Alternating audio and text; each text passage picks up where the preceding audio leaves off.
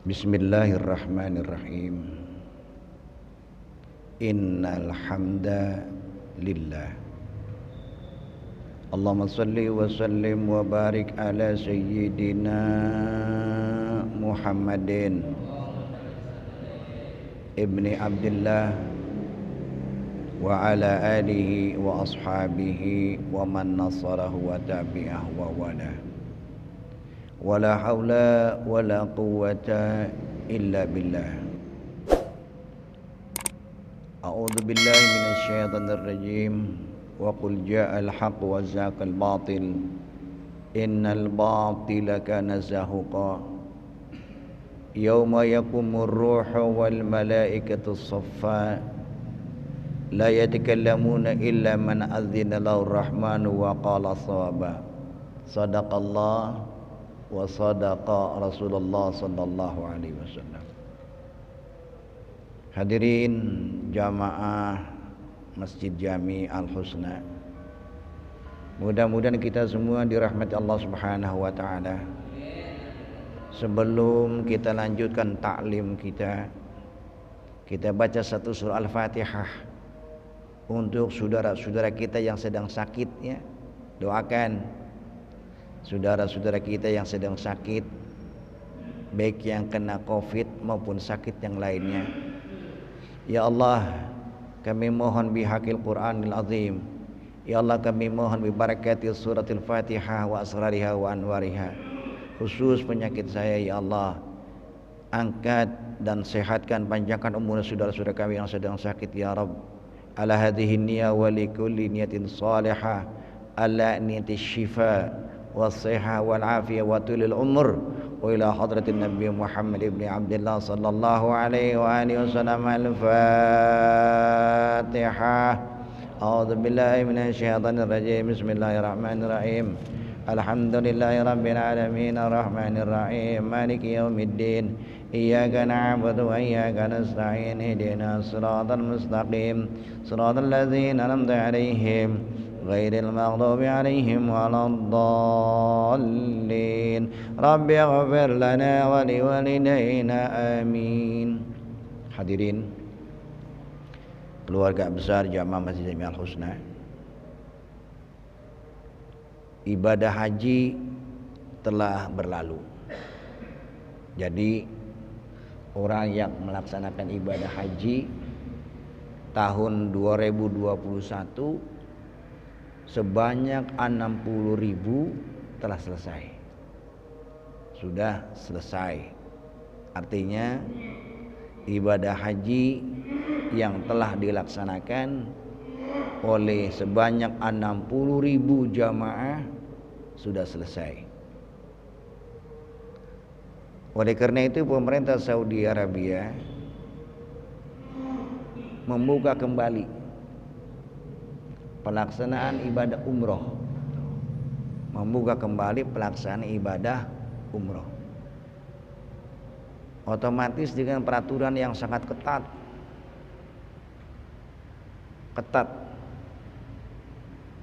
Dan di antara negara yang belum boleh masuk adalah Indonesia, Turki, Mesir, India, Pakistan, karena kasus COVID-nya masih tinggi. Oleh karena itu kita berdoa saja khusus untuk bangsa Indonesia ya Allah, wabil khusus kampung kami, kota kami ya Allah, segera angkat COVID-19, sehatkan semua negeri dan bangsa kami ya Allah.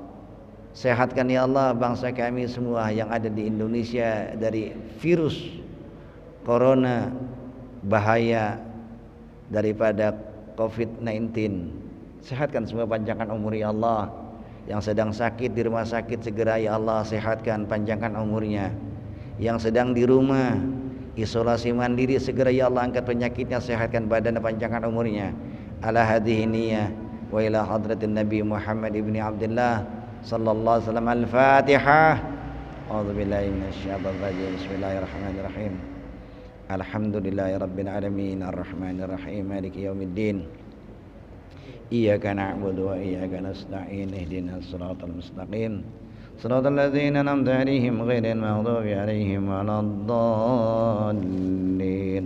Rabbighfir lana wa liwalidayna amin. Bagiin coba.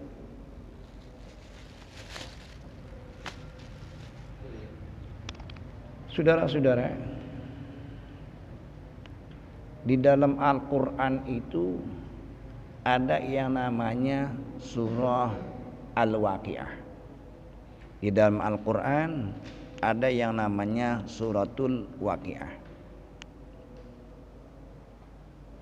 Kata Nabi dalam hadisnya, ajarkan istri-istri kalian, putra-putri kalian suratul Waqiah, dan perbanyaklah membacanya, pahami surah Al-Waqiah. Karena surah Al-Waqiah itu mempunyai khasiat, di antaranya memperbanyak rizki. Di antaranya memperbanyak rizki. Itu khasiat daripada surah Al-Waqiah. Barangkali ada yang sudah hafal, alhamdulillah. Jadi surah Al-Waqiah itu khasiatnya memperbanyak rizki, atau rizkinya berkah, sekalipun tidak banyak berkah. Yang paling enak sudah banyak berkah. Sampai-sampai kata Nabi, ajarkan istri-istri kamu, putra-putri kamu surah Al-Waqiah. Saudara-saudara, di samping surah Al-Waqiah berkhasiat surat yang akan membawakan rezeki yang berlimpah, surah Waqiah pun merupakan tanda-tanda penjelasan mengenai kiamat. Surah Al-Waqiah itu surah yang memberikan tanda-tanda hari kiamat. Al-Waqiah itu hari kiamat. Kita lihat selebarannya. Mudah-mudahan selebaran ini bermanfaat, ya, mudah-mudahan. Perhatikan. A'udzu billahi minasyaitonir rajim. Idza waqa'atil waqi'ah laisa liwaq'atiha kadhibah.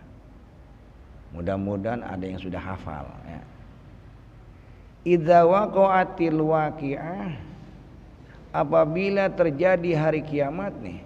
Idza waqa'atil waqi'ah, apabila terjadi nanti hari kiamat. Laisa liwaqa'atiha kadhibah, tidak ada seorang pun dapat berdusta tentang kejadiannya. Artinya kiamat itu pasti terjadi. Kiamat itu pasti terjadi. Kapan? Wallahu a'lam. Tidak ada seorang pun yang tahu kapan terjadinya kiamat. Saudara-saudara, tidak ada seorang pun di dunia yang tahu, sekalipun itu peramal atau ahli dalam ilmu keduniaan. Tidak ada yang tahu. Tidak ada seorang pun yang tahu. Cuma tanda-tandanya oleh baginda Rasulullah sallallahu alaihi wasallam diberitahu. Itu tanda-tandanya. Jadi kiamat itu ada yang namanya kiamat kubro, ada yang namanya kiamat sugro. Kiamat kubro itu kiamat besar. Nanti kapan wallahu alam.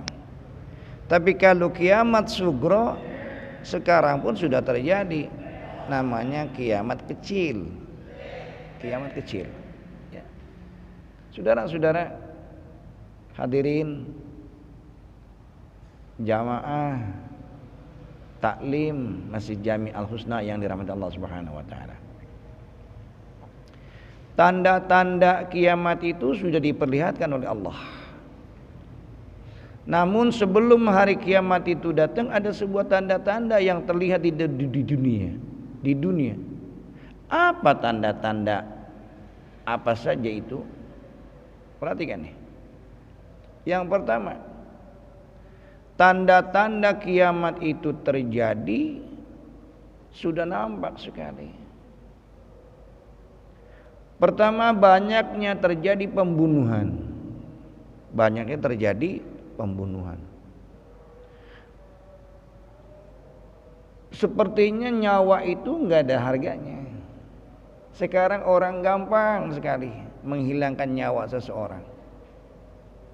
Sepertinya nyawa tidak ada nilai dan harganya. Perhatikan, banyak terjadi pembunuhan. Ketika banyak kasus pembunuhan terjadi, hal ini merupakan pertanda kiamat. Saudara-saudara kita di Palestina, berapa banyak dibunuh oleh orang-orang Yahudi. Itu pertanda. Hal ini juga terdapat dari hadis Rasulullah SAW dari Abu Hurairah radhiyallahu anha. Tidak akan terjadi kiamat sehingga banyak terjadi haraj. Tidak akan terjadi kiamat sehingga banyak terjadi haraj. Sahabat bertanya, apa itu haraj ya Rasulullah? Apa itu haraj? Rasulullah SAW menjawab, haraj adalah pembunuhan. Hadis riwayat Imam Muslim. Jadi pembunuhan sudah hal yang biasa sepertinya. Nah, kalau sudah seperti ini pertanda. Tinggal nunggu saja, tinggal nunggu. Kapan? Wallahu a'lam bishawab. Enggak ada yang tahu. Yang kedua, lenyapnya ilmu dari bumi. Lenyapnya ilmu dari bumi. Kalau sudah ilmu lenyap dari permukaan bumi, ini udah mendekati sekali tanda-tanda kiamat. Ketika datangnya hari kiamat, ilmu-ilmu akan dilenyapkan oleh Allah Subhanahu wa taala. Orang akan tersesat, ulama-ulama akan meninggal dunia. Tuh. Kitab Sahih dari Abdullah bin Amr, Rasulullah SAW bersabda. Perhatikan. Ilmu-ilmu Allah itu akan lenyap dengan matinya para ulama. Tuh. Jadi sekarang ini sudah banyak sekali para ulama-ulama kita, orang-orang soleh kita yang dipanggil oleh Allah menghadap kepadanya. Udah banyak sekali. Udah banyak sekali orang-orang soleh, orang-orang alim, para ulama yang dipanggil oleh Allah Subhanahu wa taala. Kalau sudah para ulama dipanggil oleh Allah, ini pertanda ilmu Allah mulai lenyap. Mulai lenyap. Dipanggil satu persatu. Satu mati, disusul lagi, satu mati lagi. Saudara-saudara, di dalam salah satu hadis baginda Rasulullah SAW, hadis riwayat Imam Bukhari dan Muslim dan Ibnu Majah. Sungguh Allah tidak mencabut ilmu dari hati manusia dengan mengangkatnya ke langit. Sungguh Allah tidak mencabut ilmu dari hati manusia dengan mengangkatnya ke langit. Bukan dicabut, tapi ia mencabut ilmu melalui kematian para ulama. Jadi ilmu Allah itu dicabut dengan melalui kematiannya para ulama. Bukan ilmu Allah dicabut dari hati manusia dengan mengangkatnya ke langit, bukan itu. Jadi kata Nabi,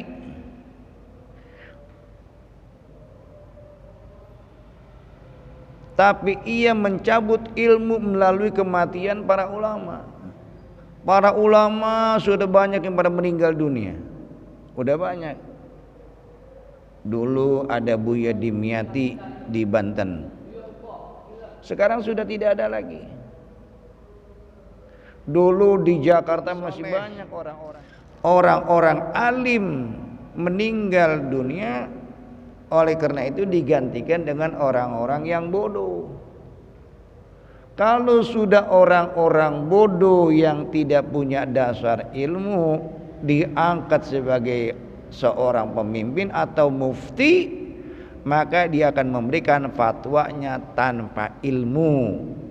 Mereka pun tersesat dan menyesatkan. Naudzubillah tsumma naudzubillah. Kita berdoa mudah-mudahan Allah masih panjangkan dunia ini. Amin. Agar kita ada kesempatan untuk bertobat kepada Allah Subhanahu wa taala.